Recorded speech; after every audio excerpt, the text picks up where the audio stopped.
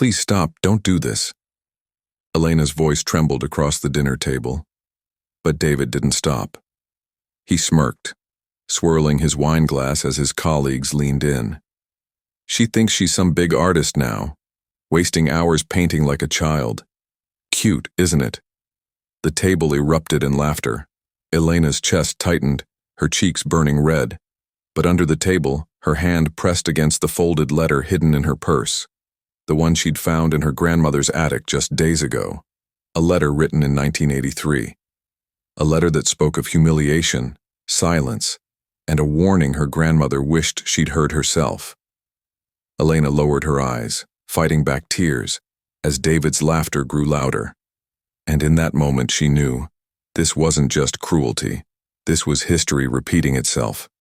Would you have stood your ground, or walked away? Let us know in the comments. And before we dive deeper, don't forget to hit that subscribe button so you never miss any of our upcoming plots. 3 weeks earlier, Elena had been climbing the creaking stairs of her grandmother's attic.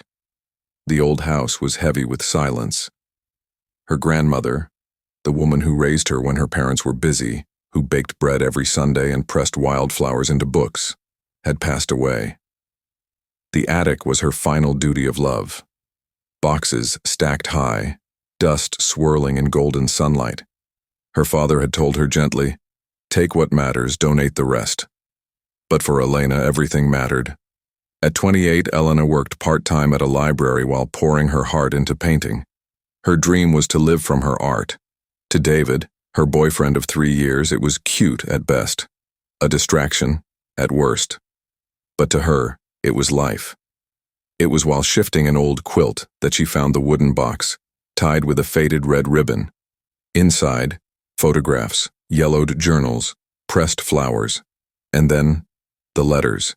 Each one was sealed, each one addressed to her. The first envelope was dated 1983, 10 years before she was even born.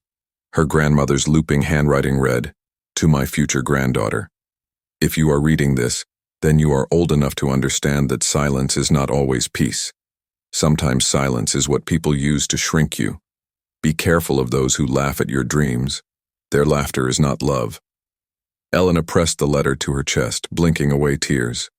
That evening she showed David, expecting comfort, curiosity, something. But he chuckled. "Your grandma must have been bored out of her mind, writing riddles to people who don't exist. Weird." Elena forced a laugh, tucking the letter away, but the words stayed with her. At first, she brushed it off. Coincidence. Grief twisting her thoughts. But the weeks that followed grew heavier. David's laughter, once warm, had a bite now. When friends visited, he teased Elena in front of them. Not playful, sharp cuts, about her clothes, her voice, the way she laughed. "She still thinks she's an artist," he'd chuckle. They laughed with him. She didn't.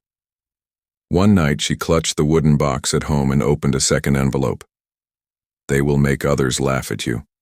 It will feel like you are standing in a room where everyone knows a joke except you.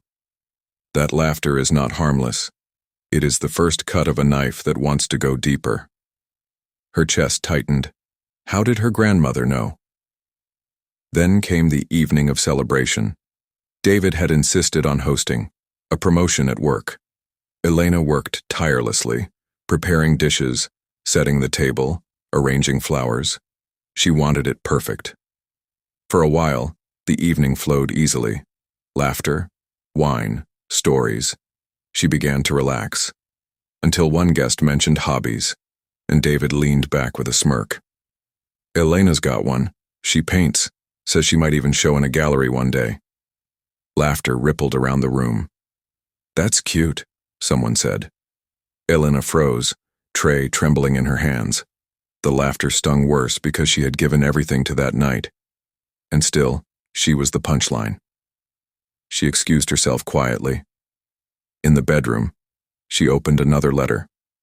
"When the crowd laughs, know this. It is not you they laugh at.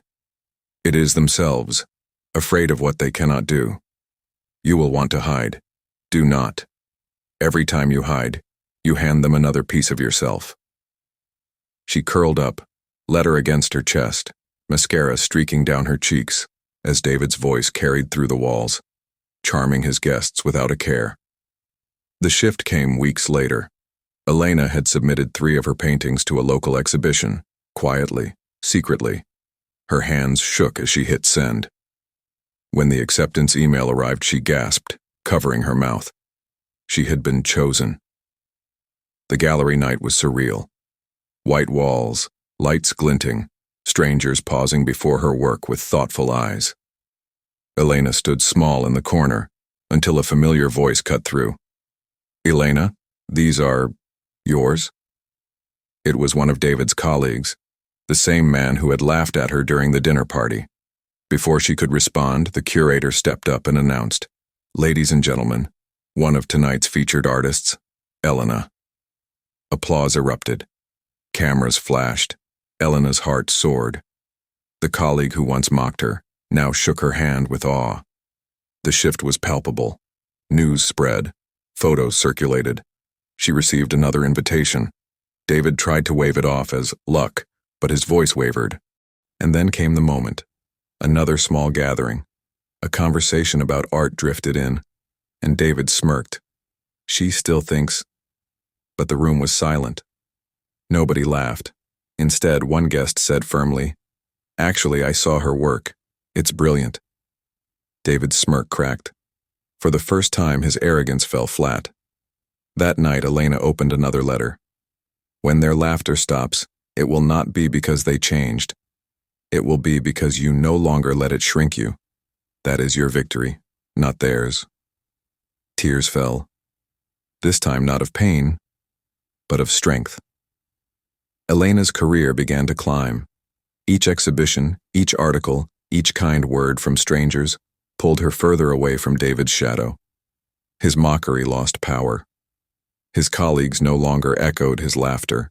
Instead, they praised Elena, sought her out, asked her advice. The more she rose, the smaller he became. And with every success, Elena understood. Revenge didn't need shouting. It didn't need anger. Her victory was quiet, dignified, and undeniable. The justice was simple. David's weapon had been laughter. His punishment was silence. One evening, when David snapped, "You think you're better than me now?" Elena simply replied, calm and steady, "I just know I'm not less." He left, slamming the door. She barely noticed. Her days were full, of color, of canvases, of people who saw her worth.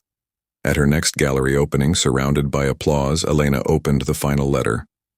"My granddaughter, if you are reading this, I may not be there. But remember, silence is not peace. Peace is standing in your truth without shrinking. One day someone will try to take your laughter from you. Do not give it to them. It belongs to you." Elena pressed the letter to her chest, tears streaming. But this time, they were tears of gratitude. She looked around the gallery, at her art, at her life, at herself, and she whispered, "Thank you." Because the story was still being written, and this time, she was the author.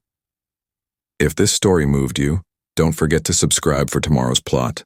And before you go, what would you have done in Elena's place? Tell us in the comments. We'd love to hear your story.